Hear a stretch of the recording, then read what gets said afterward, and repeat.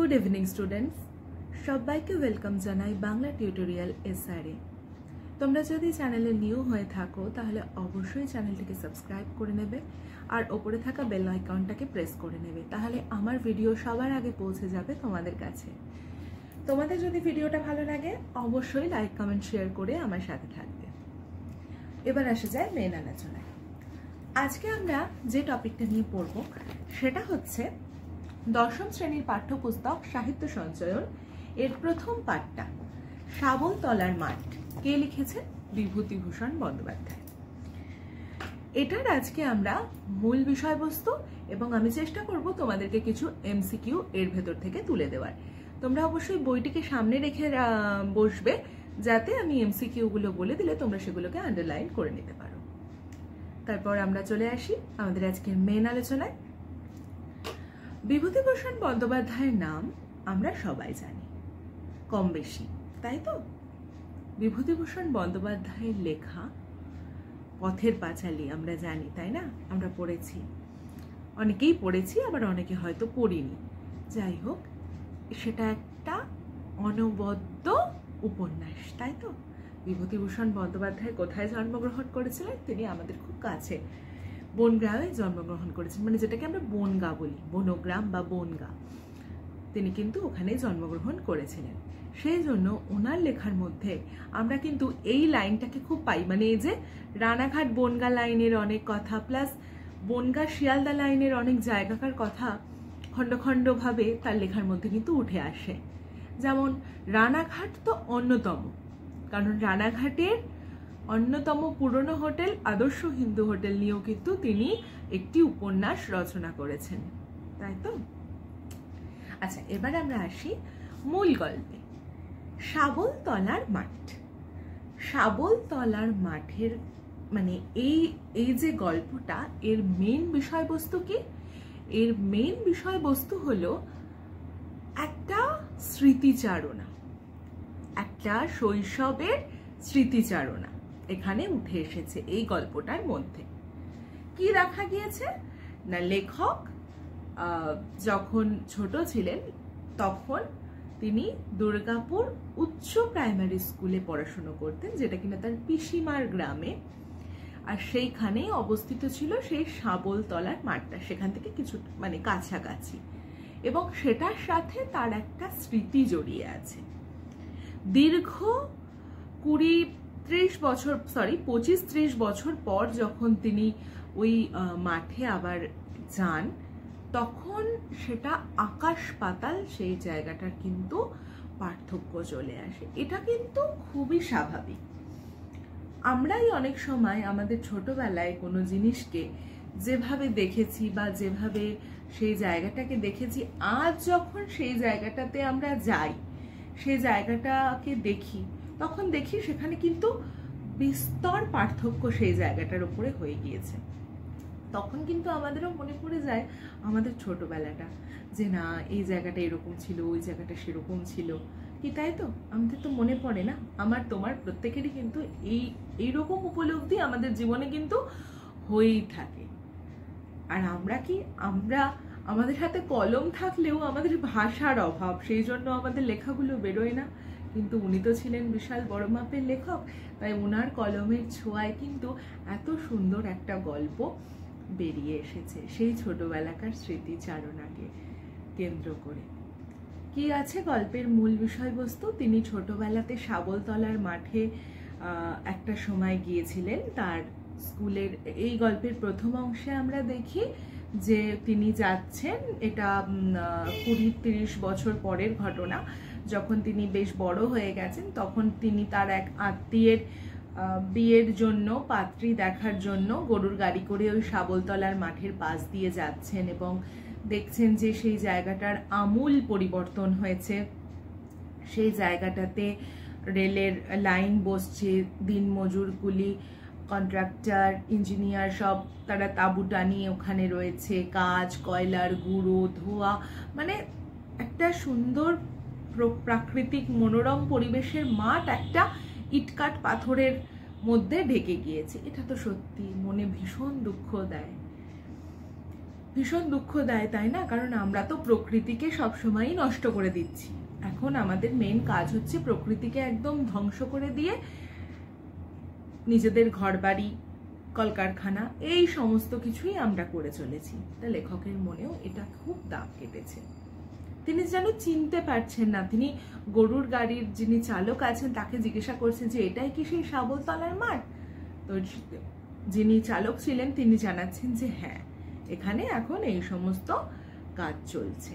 তা এই ঘটনাটাকে, মানে এই শাবলতলার মাঠটাকে দেখেই তিনি স্মৃতিমেদুর হয়ে যান। তার সেই পূর্ব কথা মনে পড়ে যায়, তার স্কুল, তার মাস্টার মশাই, উমাচরণ মাস্টার মশাই, যাকে কেন্দ্র করে ঘটনাটা আস্তে আস্তে এগিয়েছে। উমাচরণ মাস্টার মশাই ছিলেন তাদের স্কুলের একজন লেখক প্লাস মাস্টার মশাই, যিনি নিজে লেখা মানে লিখতে ভালোবাসতেন এবং তার লেখার হয়তো বা কদর তখনও কেউ করেনি, সেই জন্য তিনি তার স্টুডেন্টদের কাছে তার নিজের বই বিক্রি করতেন। কেউ যদি তাকে মাইনে দিত, সেখান থেকে তিনি মাইনের টাকাটা, সেখানে খুচরোটা তাকে ফেরত না দিয়ে একটা বই তাকে গছিয়ে দিতেন। এই জন্য লেখককেও কিন্তু বাড়িতে ভৎসনা সহ্য করতে হয়েছে তার পিসির কাছে। এবার কি, কৈশোর মন, এক একজনের মন এক এক রকম হয়, এক একজনের মনে এক এক রকম প্রশ্ন চলতে থাকে। অনেকের মনে দাগ কেটেছে সত্যি কি উমাচরণ মাস্টার মশাই একজন লেখক, আবার অনেকে দূর থেকে দাঁড়িয়ে তিনি যে কবি, একজন লেখক, কিভাবে লিখছেন, কিভাবে ভাবে বিভোর হয়ে থাকছেন, একা হাসছেন, একা প্রকৃতিকে দেখছেন, দেখে আবার লিখছেন, বিড়বিড় করছেন, এগুলো দেখেও কিন্তু অনেকে আনন্দ উপভোগ করেছে। এবং সেই কিশোর অবস্থায় কদবেলের মায়া, পাকা কদবেলের মায়া ত্যাগ করে চুপচাপ চলে এসেছেন তারা। ওই শুধু উমাচরণ মাস্টারমশাইকে ওরকম কবি সাহিত্যিক ভাব দেখে মনে একটা আনন্দ নিয়ে তারা পাকা কদবেলের মায়া ত্যাগ করে পর্যন্ত লেখক আর তার বন্ধু সেই স্থান পরিত্যাগ করেছে। এটাও কিন্তু আমরা গল্পে পাই। এইভাবে গল্প ক্রমশ এগিয়েছে এবং তারা যখন উচ্চ পরীক্ষা দেওয়ার জন্য রানাঘাটে আসতে যাচ্ছিলেন সেই উমাচরণ মাস্টারমশাইয়ের সঙ্গে লেখক এবং তার কয়েকজন বন্ধু, সেই সময় তারা চলে আসেন সেই তাদের স্বর্গরাজ্য শাবলতলার মাঠ, যাকে কেন্দ্র করে এই গল্পটা পুরোটা আবর্তিত হয়েছে। সেই শাবলতলার মাঠ, সেই তাদের স্বপ্ন রাজ্য।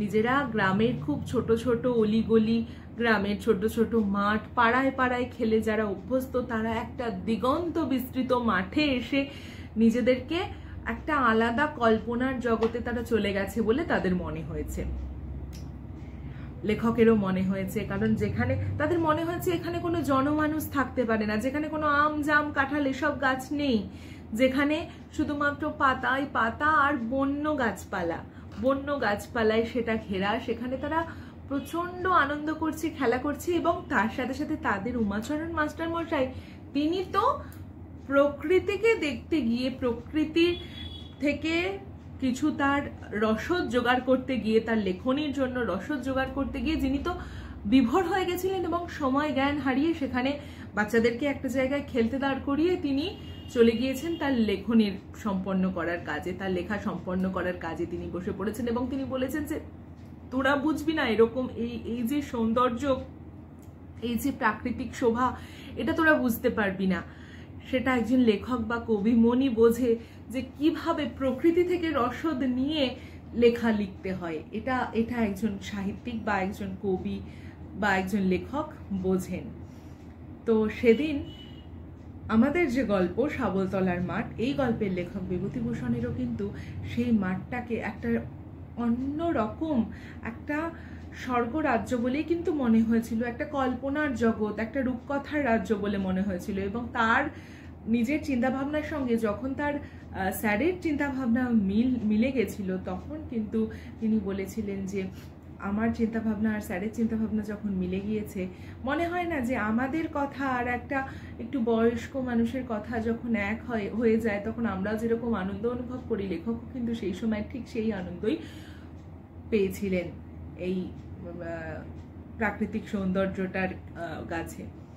তো আস্তে আস্তে আমরা কি দেখি যে তারা একটু বেশ সন্ধ্যা করে সেখান থেকে রানাঘাটের জন্য রওনা হলেন। যখন তার লেখক মাস্টার মশাইয়ের সম্বিত ফিরল তাদের ডাকে, তখন বেশ সন্ধে হয়ে গিয়েছে, তারা সেই দুপুর থেকে সেই মাঠে একটু জিরানোর জন্য বসেছিল, কিন্তু দুপুর গড়িয়ে বিকেল হয়ে সন্ধে হয়ে গিয়েছে প্রায়, তখনও তারা যেয়ে উঠতে পারেনি স্টেশনে। তো লেখকের এই ঘটনা কি প্রায় 25-30 বছর আগেকার কথা। সেই জায়গাটার যখন আমূল পরিবর্তন হয়ে গিয়েছে তখন মনটা খুব স্বাভাবিকভাবে একটু বিষণ্ণ হয়ে গিয়েছে, আর এটাকে কেন্দ্র করে গল্পটা একদম সমাপ্তির দিকে এগিয়ে গিয়েছে। তা এই ছিল এই গল্পের মূল বিষয়বস্তু। এবার আমরা, তোমাদের যদি বিষয়বস্তুটা ভালো লেগে থাকে অবশ্যই চ্যানেলটাকে লাইক, শেয়ার আর সাবস্ক্রাইব করো। আমি তোমাদেরকে কিছুটা অন্তত এমসিকিউর জন্য প্রশ্ন দাগিয়ে দিচ্ছি, তোমরা একটু নোট ডাউন করে নেবে। শাবলতলার মাঠের কাছে লেখকের কার বাড়ির দেশ? এটা কিন্তু একটা এমসিকিউ। অপশানে আসতে পারে পিসিমা, মাসিমা, মামি, মামা, আসতেই পারে এরকম। তো সেরকম তোমরা অপশানে টিক দিয়ে নেবে। এই যে আমার পিসিমার বাড়ির দেশ, ঠিক আছে। লেখক কোন স্কুলে পড়তেন? দুর্গাপুর উচ্চ প্রাইমারি পাঠশালা। তো এটা একটা এমসিকিউ আসতে পারে, এটাকে আন্ডারলাইন করে রাখবে। লেখক কত বছর আগে স্কুলে পড়তেন দুর্গাপুর উচ্চ প্রাইমারি পাঠশালাতে? সেটা একটা আসতে পারে 25-30 বছর। তো সেটা অপশান থাকতে পারে, এটা আন্ডারলাইন করবেন। কিসে করে শাবলতলার মাঠের উপর দিয়ে যাচ্ছিল? গরুর গাড়ি, ঘোড়ার গাড়ি, এরকম অপশান আসতে পারে। গরুর গাড়িটাকে আন্ডারলাইন করবে। আচ্ছা, শাবলতলার মাঠের ওপর কি বসেছিল? অপশান আসতে পারে রেল লাইন, মেলা, এরকম কিন্তু নানান রকম অপশান আসতে পারে। আসল উত্তরটা কি হবে? রেল লাইনে। যে রেল লাইন বসেছে মাঠের উপর দিয়ে, রেল লাইনটাকে আন্ডারলাইন করে নেবে। লেখকের স্কুলের শিক্ষকের নাম কি ছিল? মাস্টার মশাইয়ের নাম কি ছিল? উমাচরণ মাস্টার মশাই। নামটাকে আন্ডারলাইন করে নেবে। আক্কেল গুরুমটাকে আন্ডারলাইন করে নেবে। এটা হচ্ছে তোমার অপশান থাকতে পারে অনেকগুলো বইয়ের নাম নিয়ে। আচ্ছা, এটা কি রকম গল্প ছিল বা কি রকম বই ছিল আসতে পারে। প্রহসন, নাটক, কমেডি, এরকম অপশানও থাকতে পারে। তাই প্রহসনটা নিচে দাগ দিয়ে নেবে। আচ্ছা, উমাচরণ মাস্টারমশাই লেখকদের একজন বিখ্যাত সাহিত্যিকের নাম বলেছিলেন সেই সময়। তার নাম কি ছিল?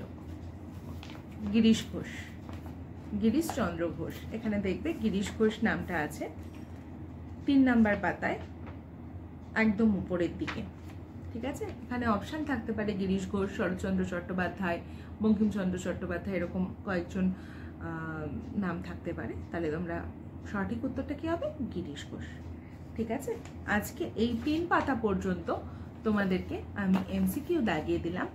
আমাদের যে নেক্সট ক্লাস থাকবে সেই নেক্সট ক্লাসে বাকি গল্পটার এমসিকিউ প্লাস এসএকিউ নিয়ে আমরা আলোচনা করব।